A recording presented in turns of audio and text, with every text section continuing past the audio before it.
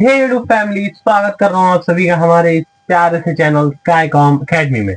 तो मैं अभिषेक तिवारी लेकर आ चुका हूँ आप सभी के लिए 12th इकोनॉमिक्स के मोस्ट 10 इंपॉर्टेंट क्वेश्चन, जो कि हमारे बोर्ड पॉइंट ऑफ व्यू से बहुत ही ज्यादा इंपॉर्टेंस रखते हैं। कि जिस तरह से हमारे बोर्ड की डेट शीट नजदीक आते जा रही है ना, बच्चों के दिलों में जो डाउट होते हैं ना, वो बहुत ही तेज गति से रेज होते हैं कि कौन से ऐसे इंपॉर्टेंट चैप्टर्स हैं, कौन से ऐसे इंपॉर्टेंट टॉपिक्स हैं, कौन से ऐसे इंपॉर्टेंट क्वेश्चंस हैं जो हमारे बोर्ड एग्जाम्स के लिए बहुत ही ज्यादा इंपॉर्टेंस रखने वाले हैं। तो आज की इस लेक्चर वीडियो में हम ये जो 10 इंपॉर्टेंट क्वेश्चन है हमारे 12th इकोनॉमिक्स के, उनको कवर करने वाले हैं कि कौन से ऐसे क्वेश्चन हैं जो हमारे बोर्ड एग्जाम से बहुत ही ज्यादा इंपॉर्टेंस रखते हैं। ठीक है, तो स्टार्ट करते हैं हमारा ये जो सेशन है कि हमारा जो 10 टॉपिक्स मतलब 10 क्वेश्चन मैंने यहाँ पे एनालाइज करके निकाले। अब आप पूछोगे सर आपको कैसे पता है कि यही 10 इंपॉर्टेंट क्वेश्चन है हमारी पूरी टेक्स्ट बुक के अंदर। तो देखो, एक सिंपल सी बात है, आप अगर देखोगे कि आपका जो पास्ट 10 ईयर्स के पेपर्स होते हैं उनको एनालाइज करके ही मैंने ये 10 क्वेश्चन निकाले हैं। ठीक है, मैं कोई अलग से बोर्ड का पेपर बनाने वाला नहीं हूँ। ठीक है, तो यहाँ पर जो भी आपको यूट्यूब पर दिखने वाले मिल जाएंगे कि आपको इंपॉर्टेंट क्वेश्चन बता रहे, तो ये जो क्वेश्चन आपको उन बता रहे हैं ना, ये क्वेश्चन आपको आपके बोर्ड एग्जाम में ऑलरेडी पूछ चुका है। और बोर्ड के पास क्या होता है ना कि ज्यादा क्वेश्चन बैंक होते नहीं है, तो उसके अंदर से ही वो क्वेश्चन को निकाल के और वही क्वेश्चन बार बार पुट करते, बस क्या करते क्वेश्चन को पूछने का नजरिया बदल देते। फॉर एग्जाम्पल समटाइम पूछता है कि प्राइस इलास्टिसिटी ऑफ डिमांड, फिर समटाइम पूछ लेगा कि उसके फीचर्स बताओ या उसके एक्सेप्शंस बताओ, एजम्पशंस बताओ, तो वहां पर लॉ पूछ लेता है। तो बहुत सारी ऐसी चीजें होती हैं जो वहां पर आपको पूछी जाती है और उनको थोड़ा सा स्टाइल बदल दिया जाता है। ठीक है, वहां पर थोड़ा सा ग्लोरीफाई कर देते हैं वो आंसर को, थोड़ा सा घुमाकर बता देते हैं, जैसे कि आप लोग मैथ्स में भी इस चीज को रिलेट करते रहोगे।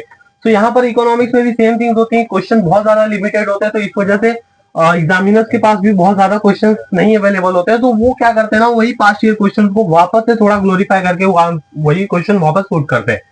तो यहाँ पर वो जो पास्ट 10 ईयर्स के पेपर्स हैं उनके पॉइंट ऑफ व्यू से भाई यहाँ पर 10 क्वेश्चन मैंने अलाइज करके निकाले, जो कि हमारे बोर्ड्स के लिए इस बार भी बहुत ही ज्यादा इंपॉर्टेंस रखने वाले हैं।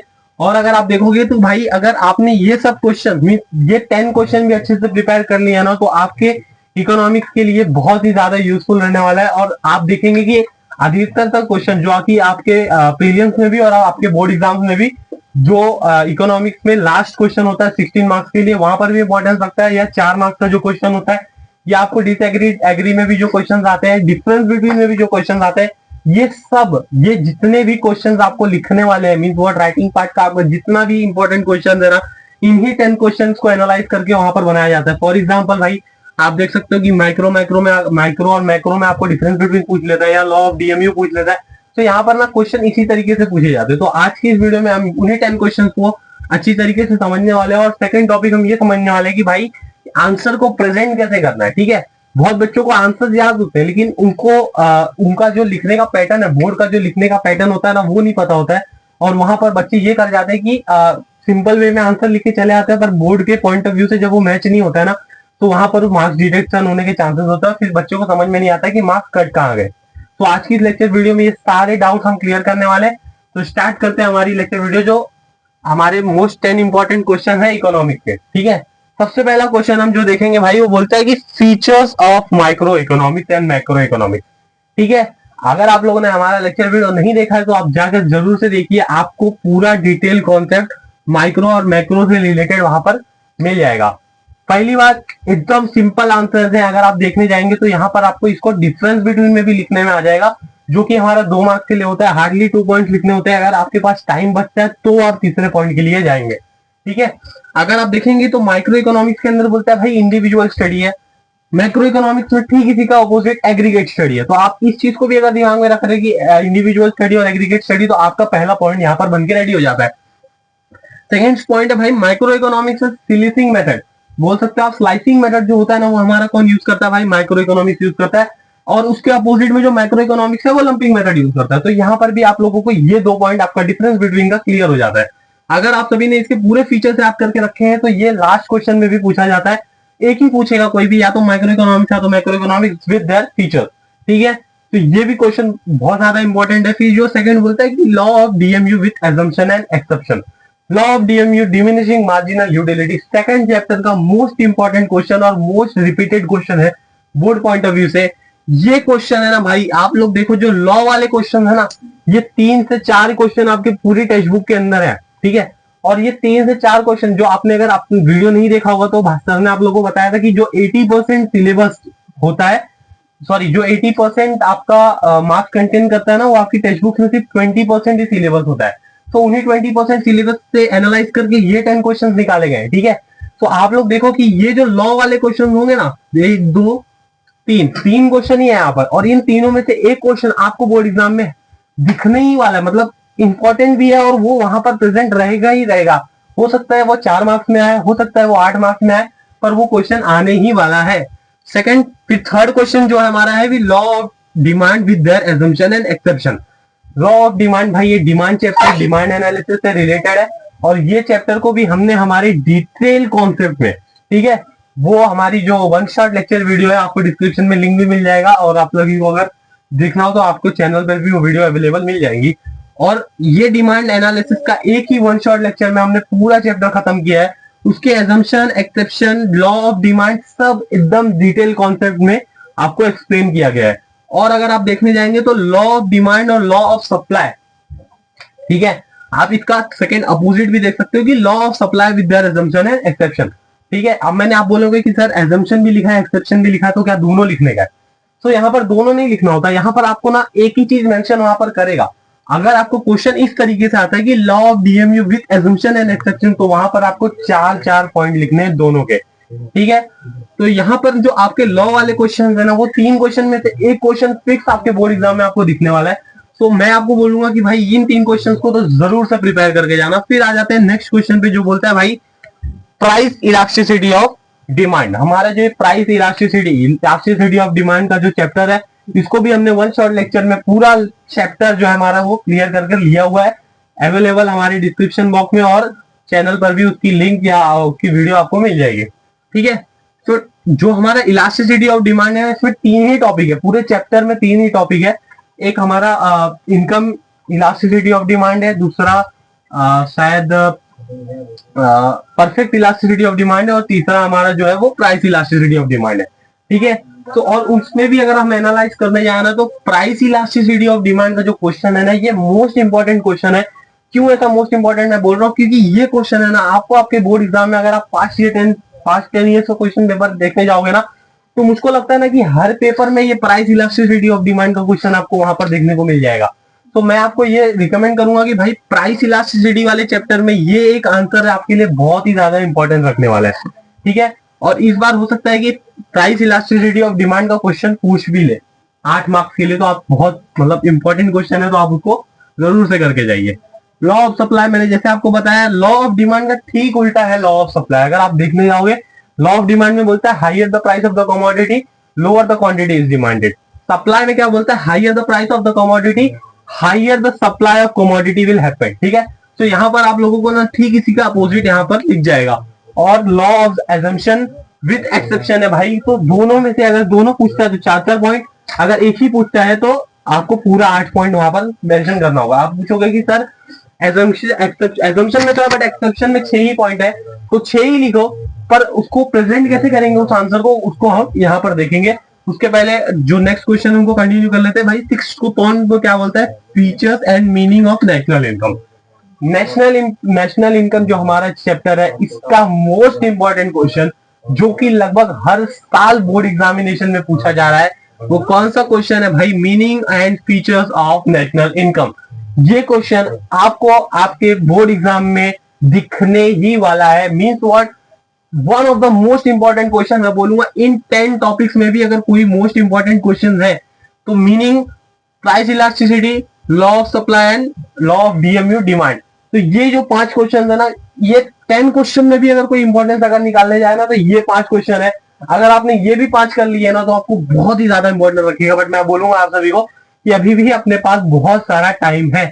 जनवरी पूरी पड़ी है, दिसंबर में भी आपके पास अभी 10 डेज अवेलेबल है।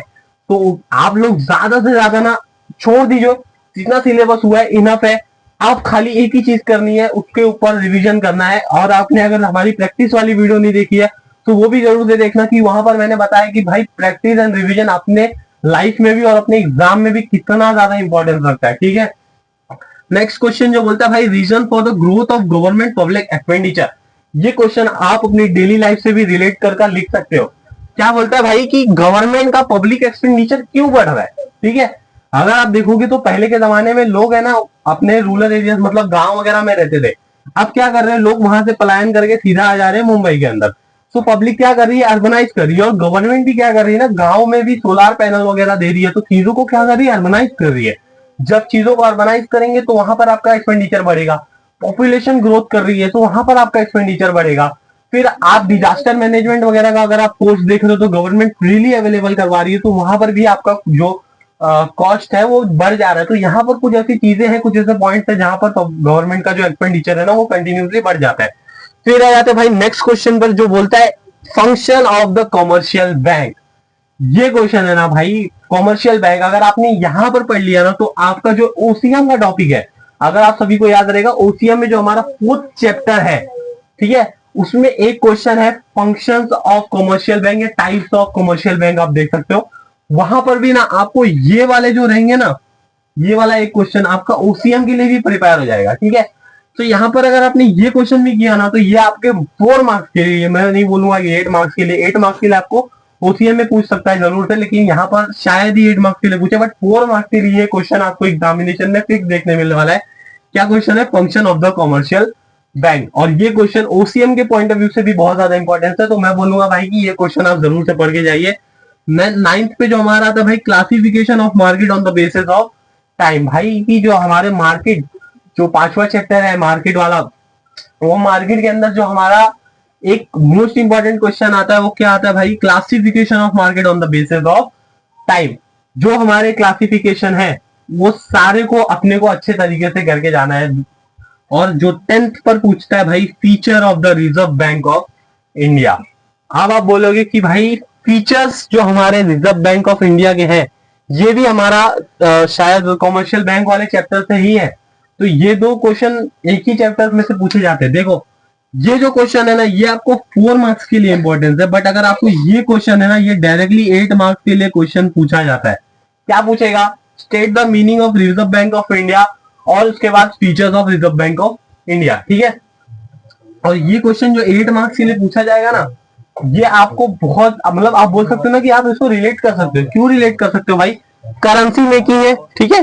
इसके 8 पॉइंट भी आपको याद करने में भी बहुत ज्यादा इजी है। क्यों इजी है कि करेंसी, सबसे पहली बात, रिजर्व बैंक ऑफ इंडिया करता क्या है, बैंकों का बैंक है, ठीक है। जो हमारे छोटे छोटे बैंक होते हैं, फॉर एग्जांपल आईसीआई, एचडीएफसी, इनका भी बैंक कौन होता है, रिजर्व बैंक ऑफ इंडिया। पहला पॉइंट मिल गया। दूसरा पॉइंट मिल गया भाई कि करेंसी कौन जनरेट करता है, ये करता है गवर्नमेंट को कौन लोन देता है, reserve bank of India loan देता है। तो यहाँ पर कुछ फीचर्स इसके ऐसे हैं कि जो बहुत ही ज्यादा इजी टू लर्न है, तो वहां पर आपको ये क्वेश्चन भी बहुत ज्यादा इंपॉर्टेंस भी रखता है, और इजी क्वेश्चन है तो मेरे हिसाब से ये क्वेश्चन आपको कर लेना चाहिए।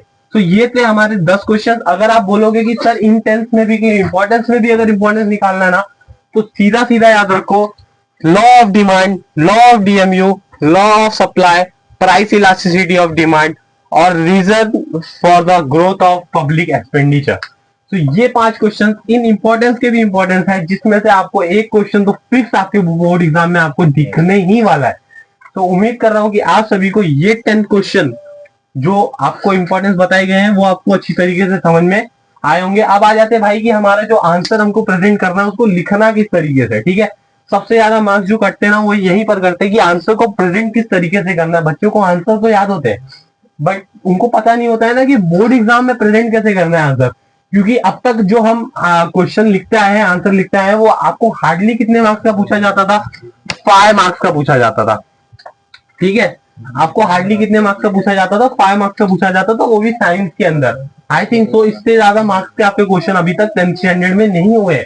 बट इन 12th स्टैंडर्ड आपको जो सबसे ज्यादा मार्क्स वाला क्वेश्चन आने वाला है वो कितने मार्क्स के लिए आने वाला है, 8 मार्क्स के लिए आने वाला है।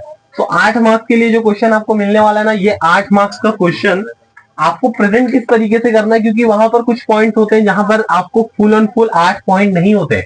तो how to present the answer, तो आइए देखते हैं जो हमारा बोलता है भाई की कैसे आंसर को प्रेजेंट करेंगे। सबसे पहले क्या लिखना है भाई, मीनिंग लिखना है, ठीक है। फिर डेफिनेशन। अब आप पूछोगे मीनिंग, पहले आप लिखिए वहां पे हेडिंग में मीनिंग, फिर मीनिंग के आगे उसका जो मीनिंग वगैरह रहेगी 2-3 लाइन की, वहां पर मीनिंग लिखिए।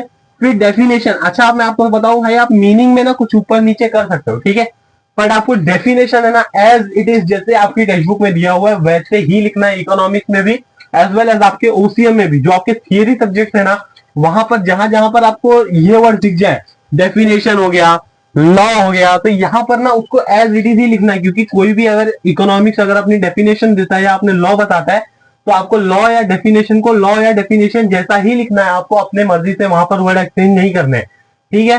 तो यहाँ पर आपको डेफिनेशन को ना एज इट इज लिखना है, आप मीनिंग में थोड़ा आगे पीछे कर सकते हो। फिर जो भाई हमारे पॉइंट्स होते हैं उसको लगातार आपको लिखने हैं, 1 2 3 4 8 मतलब 8 तक के जितने पॉइंट्स होते हैं, और एक पॉइंट के अंदर एटलीस्ट आपको 2 से 3 सेंटेंस यूज करने हैं उसको एक्सप्लेन करने के लिए, ठीक है। तो वहां पर आपको थोड़ा सा आंसर लेंथी दिखता है। एट दी एंड भाई हमको क्या लिखना है, कंक्लूजन लिखना है, वो जो कि हमारा 1 से 2 लाइन के अंदर आना चाहिए। तो ये हमारा होता है एक प्रॉपर स्ट्रक्चर जो कि हम अपने एग्जाम को, सॉरी अपने आंसर को जो है उसको प्रेजेंट कर सकते हैं। तो ये था हमारा आंसर को प्रेजेंट कैसे करते हैं और कौन से 10 इंपॉर्टेंट क्वेश्चंस है। तो उम्मीद कर रहा हूं कि आप सभी को ये लेक्चर वीडियो अच्छी तरीके से समझ में आया होगा। तो ज्यादा से ज्यादा इसको अपने फ्रेंड्स में शेयर कीजिए, क्योंकि जिस तरीके से हमारे बोर्ड का एग्जाम है और नजदीक आ रहा है, तो हमको अपनी प्रिपरेशन को और ज्यादा लेवल पर लेकर जाने का है। तो आप ये जो 10 क्वेश्चन यहाँ पर सॉल्व किए हैं, नेक्स्ट वीडियो में हम देखेंगे कि भाई कौन सा डिफरेंस बिटवीन के 10 मोस्ट क्वेश्चन इंपॉर्टेंट है, जो कि हमारे board exam point of view से बहुत ज्यादा इंपॉर्टेंस रखते हैं।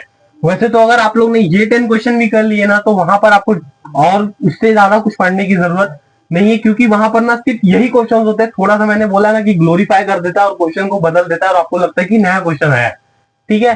तो देखेंगे कि भाई कौन से ऐसे इंपॉर्टेंट क्वेश्चन हैं और डिफरेंस बिटवीन के, और हमारे जो 4 मार्क्स के भी जो इंपॉर्टेंट क्वेश्चन होते हैं, कुछ क्वेश्चन होते हैं जो इसमें से नहीं होंगे, तो उनको भी एनालाइज करेंगे और फिर नेक्स्ट लेक्चर वीडियो में हम उसको भी डिटेल में डिस्कस करेंगे। तो तब तक के लिए हमारे इस चैनल को लाइक कीजिए, सब्सक्राइब कीजिए। उम्मीद कर रहा हूँ कि आप सभी को ये वीडियो समझ में आया होगा। तब तक के लिए जय हिंद, जय भारत।